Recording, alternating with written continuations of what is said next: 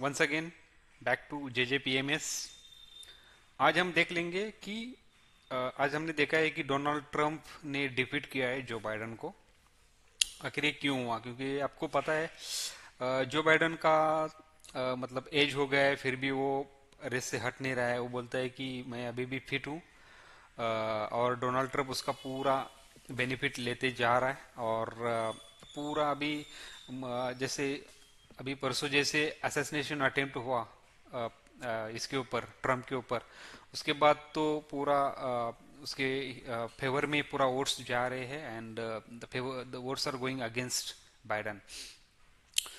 Trump क्यों आएगा और ट्रंप क्यों आ रहा है, ये हमने जानने की कोशिश की। और इसका इंडिया के ऊपर क्या इफेक्ट होगा। इंडिया के ऊपर कुछ भी इफेक्ट नहीं होता, क्योंकि जो भी आता है प्रेसिडेंट, जो बाइडन रहने दो या डोनाल्ड ट्रंप रहने दो, दे मतलब वो चेंज नहीं करते स्ट्रेटजी इंडिया के साथ, चाइना के साथ या ऐसा। इंडिया के साथ तो कभी नहीं करते, क्योंकि अभी उनको अभी भी लगता है कि रशिया के साथ मतलब हमारा कुछ तो चल रहा है, दे वो लोग। तो कुछ फर्क नहीं पड़ने वाला है। उल्टा हमको बहुत तकलीफ हो सकता है डोनाल्ड ट्रंप आने के बाद, क्योंकि उसका नजरिया जो है offshoring and all other things, jobs की वजह से या migration, so he is very make America great again. एक बार उसने ग्रेट किया, अभी और एक बार ग्रेट करना चाहता है। अभी क्या करेगा पता नहीं, और इसके आगे और क्या ग्रेट करेगा।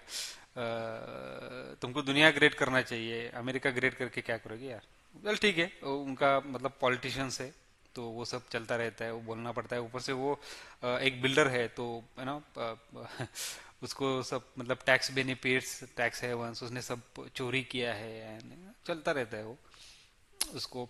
लेकिन वो पैसा कहाँ से लाएगा? वो पूरा कैंपेन कर रहा है। तो कमिंग बैक टू द, तो डोनाल्ड ट्रंप डिफीट क्यों कर रहा है जो बाइडन को? बिकॉज उसके साथ जो असैसिनेशन अटेम्प्ट हुआ उसका उसको बेनिफिट मिल रहा है 5% votes, 5% votes. Then inflation, inflation deflation. तो इन्फ्लेशन अभी भी still on the higher side, क्योंकि अमेरिका को रिसेशन नहीं चाहिए। तो they will print the money as much as they can, that will create the inflation all over the world, not only in US. तो वो सब चीजें चल रही है। तो इन्फ्लेशन की वजह से पूरा लोग बोल रहे हैं कि हमको सैलरी राइज दे दो, इन्फ्लेशन कम करो, ये करो वो करो। तो because of that people are not happy and they need some kind of change.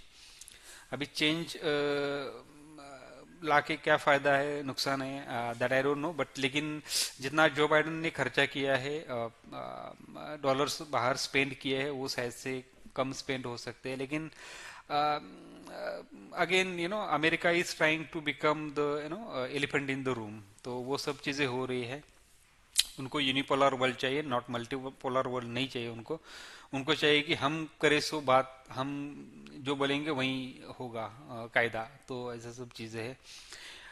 Anti incumbency, क्योंकि जैसे अभी यू यू यूके में जो ऋषि सुनक के साथ हुआ है, ऋषि सुनक इतना अच्छा संभाला उनका कंट्री, रिसेशन से बाहर लाके दिया और उनको बाहर का रास्ता दिखाया उन लोगों ने। That is okay. तो ये एंटी इनकम्बेंसी और इन्फ्लेशन की वजह से सब चीजें हो रही है। इंडिया में क्यों नहीं हुआ? इंडिया में ऑलरेडी जो राम मंदिर था, राम मंदिर का बांधकाम किया था मोदी ने, वो और जो पूरा सब लोग एक गट्टा आ गए, कांग्रेस के सब लोग, लेफ्ट एंड अदर पीपल, वो उसका बेनिफिट हो गया मोदी को। और पूरा ज्यादा सीट नहीं लेके आए, बट लेकिन ठीक ठाक लेके आए। तो वो सब बिकॉज ऑफ दैट ओनली।